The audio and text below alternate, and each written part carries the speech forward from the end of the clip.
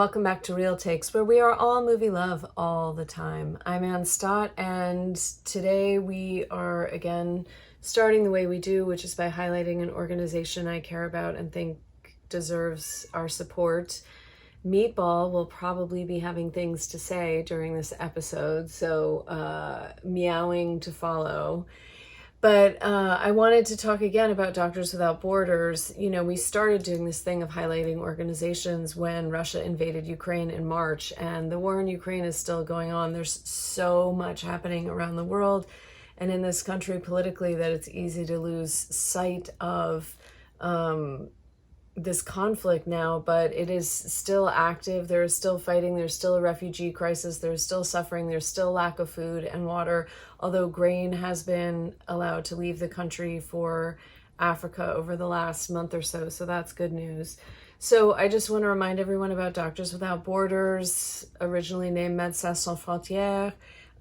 They're a great organization bringing medical treatment and supplies to conflict-ridden areas around the world for decades.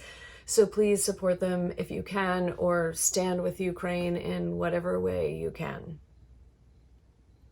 So tonight we are still in Leo season, and I really wanted to highlight an actor-director because we highlight directors here a lot, but I think of Leos as being kind of more actor based, and actor focused. I feel like the Leo energy lends itself to being in front of the camera more than behind the camera.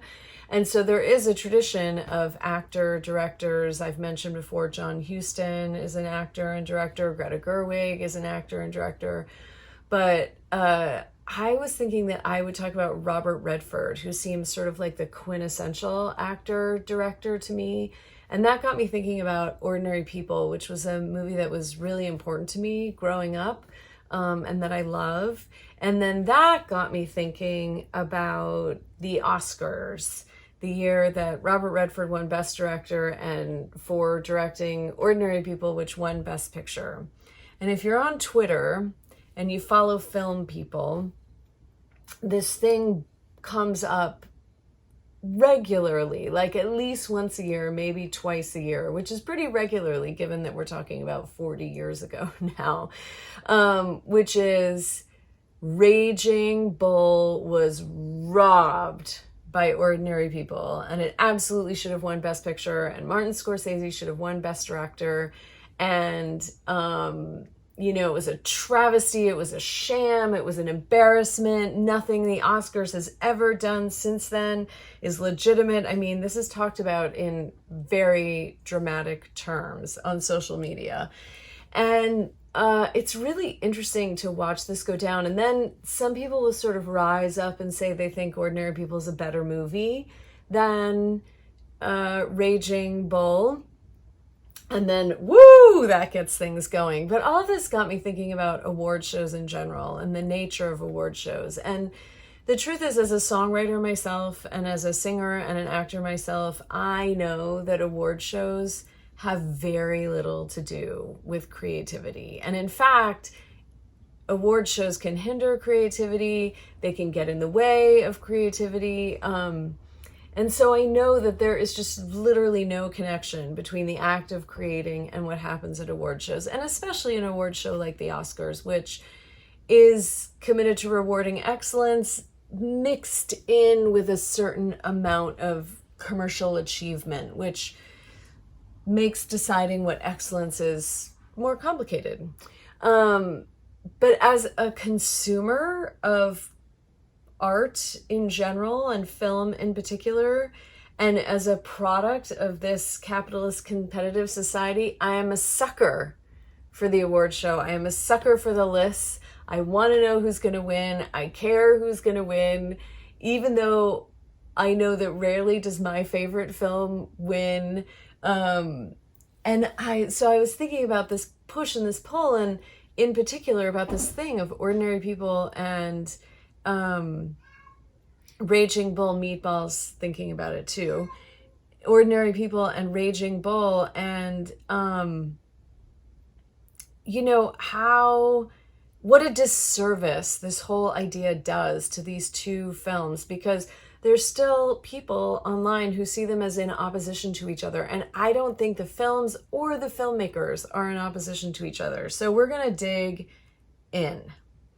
Okay, so Robert Redford, we'll start with him, came up through the 60s as an actor. He did a ton of TV, and then he started getting roles in films. And it seems so inevitable now that he would be a massive superstar for decades, but it was not inevitable then. He really chafed against being just the pretty boy. And because of that, there were people who thought he was difficult to work with. And he ended up producing some of his own films. So he had these star moments like Butch Cassidy and the Sundance Kid in 1969, which was obviously huge. And I rewatched the other night, and it's such a great movie. But then a few years later, he produced his own film, The Candidate, which was a stark look at the corruption of politics in the early 1970s. So he was always pushing for more substantive work, deeper themes, and sort of rebelling against the box Hollywood wanted to put him in, because let's face it, he's a pretty boy. And ultimately, he prevailed, and his pretty boyness prevailed, and it seems like he sort of learned how to work with both in his career. He had a lifelong relationship with Sidney Pollack. They made at least a half a dozen movies together, starting with This Property is Condemned. They did the anti-Western Jeremiah Johnson. They did the huge romantic smash hit, The Way We Were. They made 3 Days of the Condor. They made a rom-com favorite of mine, Electric Horseman, with Jane Fonda, who he made 4 films with in the course of his career. But by the late 70s, he said that, there was one way he was feeling unfulfilled, which was to have that experience of, having a say in the whole vision of the film. And so he wanted to direct. And in particular, he wanted to make a movie about what he called the gray zone of American culture. Having been raised in the World War II era, he said that there was this kind of constant propaganda about, America the Great, and, this kind of cheerleading about America that was important, he says, for getting us through World War II and keeping up people's morale. But he said that his experience is that there's a whole layer of emotion underneath that was sort of not talked about or not addressed, and he wanted to address that. He also said he wanted to make a film about people's feelings and their behavior, which is very interesting and feels like a very actorly thing to say, because feelings and behavior are such a huge part of what acting is. And when he read Judith Guest's book, Ordinary People, he realized that was the story he wanted to make. And he bought the rights to it, and he put together this cast. There were, Mary Tyler Moore, Donald Sutherland, Timothy Hutton, who was a complete unknown, and Judd Hirsch. And the story is about a waspy upper middle class family in the suburbs of Chicago who are living with the fallout of the loss of one of the sons. And the story really focuses on the brother, the other son, who is having a very hard time coming back together after the loss of his brother, and the ways that this loss reveals the fractures in the family system and highlights who everyone really is in a new way to each other. Now, it's hard to remember this, but in 1980, when this movie came out, first of all, I think it exists very much within a sort of group of films that came out in the late 70s and early 80s, like Kramer versus Kramer is another one, that are these sort of quiet, understated looks at,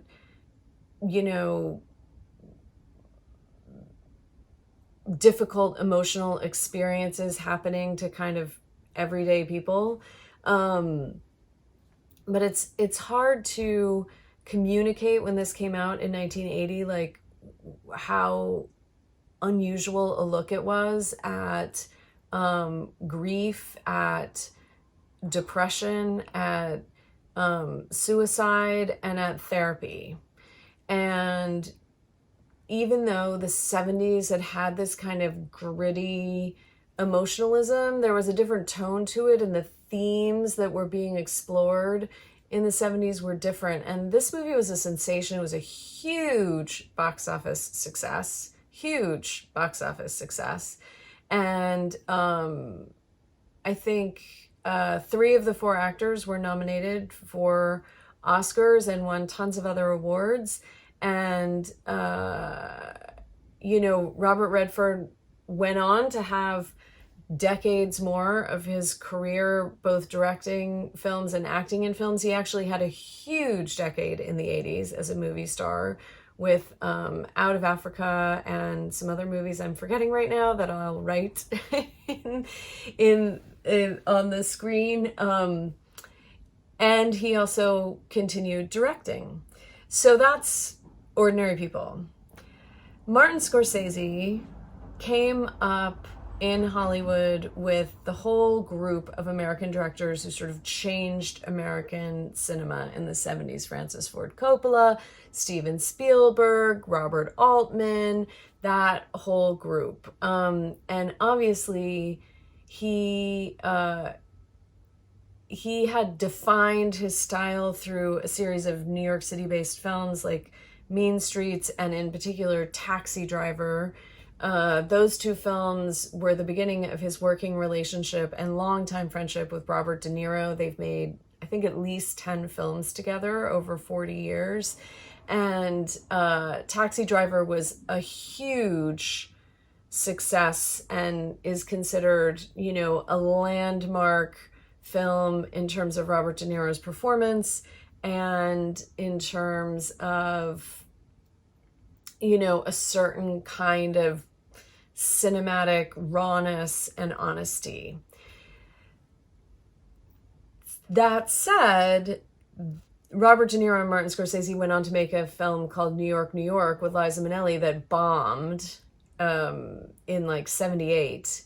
And after that, Martin Scorsese had a breakdown and was hospitalized. He had acute asthma. He'd been in Telluride for the film festival. He'd collapsed. His excessive cocaine use didn't help all of this, and he was hospitalized for months. And the truth is that Robert De Niro had read the Jake LaMotta story, which would become Raging Bull, years before, and had been pushing Martin Scorsese to make this movie, and he'd never wanted to make it. He didn't understand it. He wasn't interested in the fall of this middleweight boxer from the mid-20th century. But once he had this collapse and this low moment in his life, he became interested in Jake LaMotta's story and what brought him down. And at that point, he and Robert De Niro started seriously working on this film, which went through several different screenwriters, including Paul Schrader, who had written the screenplay for Taxi Driver, but was at this point also directing films and about to direct American Gigolo, just to bring it right back to the late 70s and early 80s.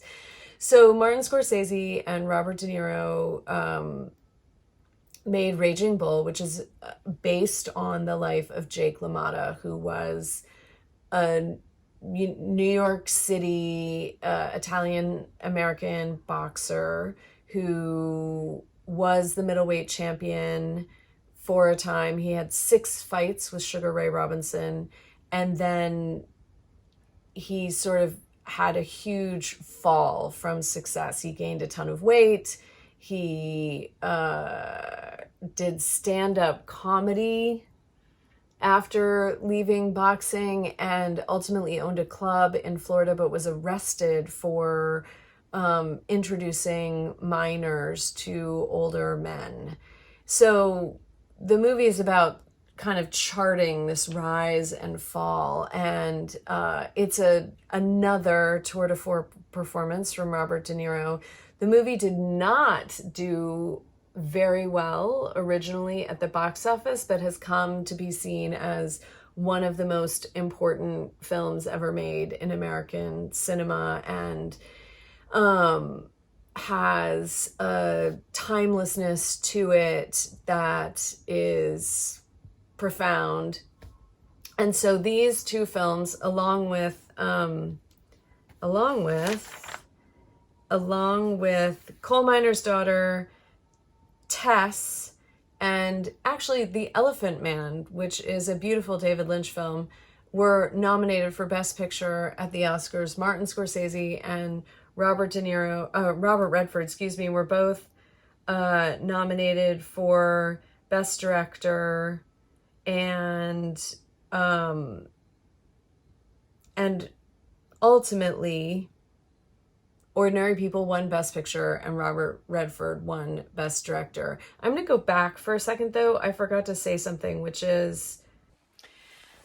So, honestly, I don't talk about the making of either of these films as I usually like to, because there's so much else to get to about this idea of opposing them and how I'm opposed to that opposition. But I do want to say one thing, which is part of the reason that Raging Bull was such a pure artistic expression from Martin Scorsese is that it was being produced by United Artists, and they were all really distracted by Michael Cimino's film Heaven's Gate, which was going wildly over budget and taking far longer to film and having lots of challenges. So the money people were all distracted with another film, and they basically let Martin Scorsese do whatever he wanted and didn't pay much attention, which is why we have the film that we have of Raging Bull, which includes far more artful and creative cinematic and editing techniques to highlight its story, the use of slow motion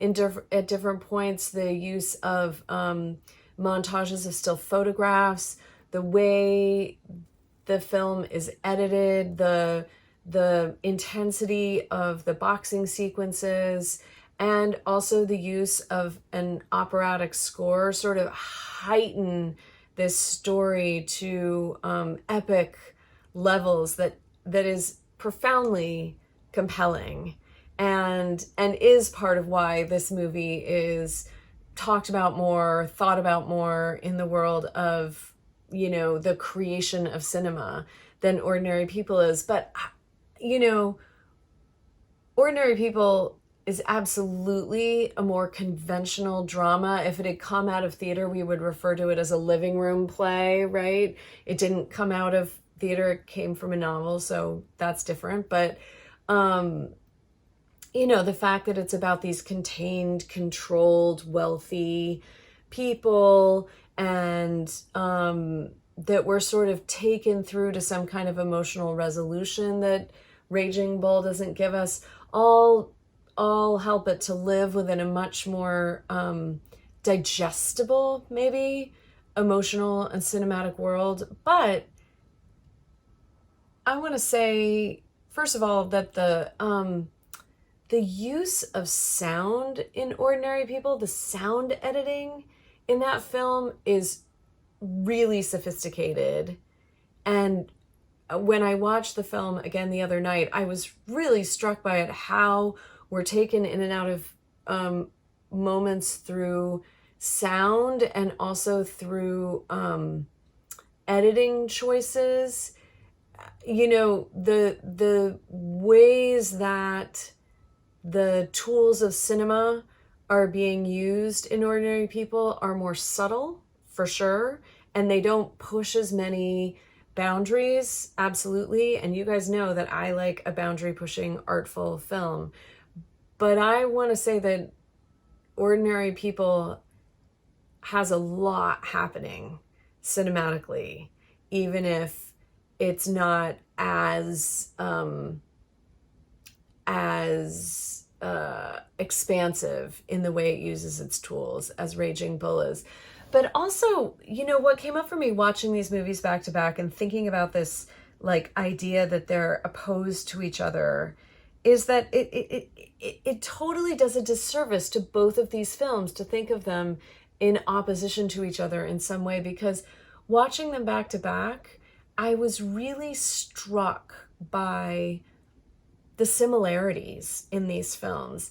They both have a silent magnetism at their center that all the action is swirling around. There's a core in both of these films that is the sort of centrifuge, is that the right metaphor, pulling us into them.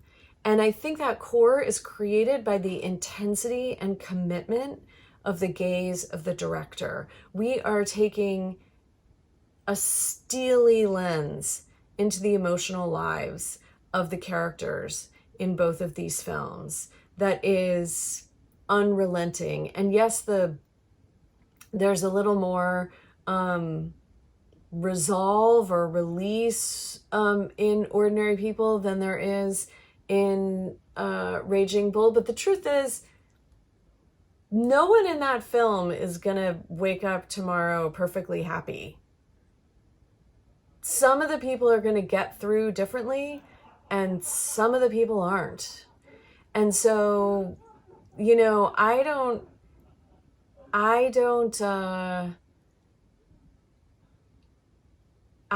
think that Ordinary People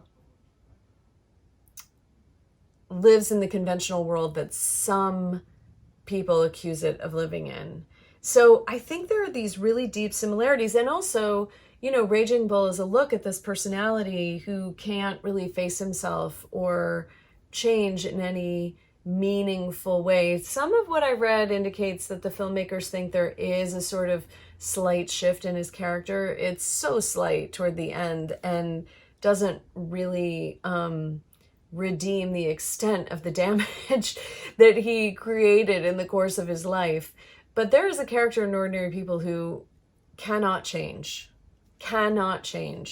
and will let the world around this character be destroyed rather than look at themselves. And the way that plays out is very different than the way it plays out in Raging Bull, but the theme is the same. So I think it's powerful to look at what these films have in common and what they're doing that is similar. And the way award shows and competitions set it up, we don't get to see that in a way that's interesting for the creative process. But the other way that this sort of ongoing reductive dialogue does a disservice is to these filmmakers, because Robert Redford and Martin Scorsese are two people who have probably done more to foster and support films and filmmaking in the last 50 years than maybe any other two people. So right after Ordinary People, Robert Redford founded the Sundance Institute, which fosters independent cinema and has a lab where people can go and work out their screenplay with more experienced filmmakers. And over time, Sundance has grown into this massive institution, and the Sundance Film Festival is obviously a huge part of the filmmaking world now. And people like to roll their eyes because, you know, Sundance in some ways has been cannibalized by the Hollywood, you know, machine, but the Institute still fosters the creation of groundbreaking independent cinema, and by the way, also theater now. So Robert Redford spawned the beginning of a huge wave of independent cinema that happened. I mean, the 90s was a new moment in independent cinema after the sort of dawn of the big blockbuster in the 80s, and he has a huge hand in that. And that place has been a part of making dozens and dozens of films that we all love, that have then gone on to, you know, be the start of filmmakers' careers for decades. It's just hard to overstate the impact of the Sundance Institute on filmmaking in the United States and around the world. And Martin Scorsese had started the World Cinema Project which helps to preserve and restore important films from around the world that might have fallen into obscurity. He talks tirelessly about the importance of the history of cinema and the art of cinema, and some people like to trash him because he's very open about his feelings about, you know, the action movie of today and its effect on cinema. But you know what? The guy has earned the right to say whatever he wants about where cinema is today. So these two people are actually, you know, champions working in the same corner. And I think they know that because guess what? Martin Scorsese acted in Robert Redford's 1994 film Quiz Show. He played the Geritol executive in that film. So there's this whole world that wants to kind of see Ordinary People and Raging Bull as oppositional to each other, and therefore Martin Scorsese is wronged by Robert Redford. And I will say that Martin Scorsese has said that in that moment when Robert De Niro won Best Actor for Raging Bull, and Thelma Schoonmaker, maybe I've never said her name out loud, even though I've read it millions of times. Is that possible? Won Best Editing. But he said that in that moment at the Oscars when he didn't win Best Director and Raging Bull didn't win Best Picture, he sort of knew that he would always be an outsider. And the truth is, he didn't win Best Director until the early 2000s with The Departed. And, you know, there's a certain kind of artistry that the Oscars has always been slow to recognize and reward. And that is true. And that's part of why sometimes I like the Indie Spirit Awards far better than the Oscars. And it's hard for a certain level of producer. I mean, Martin Scorsese has enough success that he's making films that are budgeted well outside the realm of the Indie Spirit Awards, but are still edgy enough and, you know, challenging enough that they're not going to get always embraced by a totally mainstream experience like the Oscars. So, you know, he's living in a kind of middle world that I love and appreciate. And of course has gone on to have a huge career and is considered one of the most important directors in the entire history of American cinema, making many, many compelling, groundbreaking films. And by the way, has this reputation as being a gangster director, but isn't just a gangster director or even close to only a gangster director. I mean, he made The Age of Innocence, he made The Last Temptation of Christ, he made Alice Doesn't Live Here Anymore. He does focus on the alienated, violent male. That is a theme of interest to him, and sometimes that theme has resulted in movies about the mob, most famously Goodfellas. And for those people who are so upset about Ordinary People beating Raging Bull at the Oscars, I'm curious why they aren't as upset about Dances with Wolves beating Goodfellas at the Oscars a good 12 or 13 years later. Huge achievement, Goodfellas, the movie. So, I mean, both of Martin Scorsese and Robert Redford are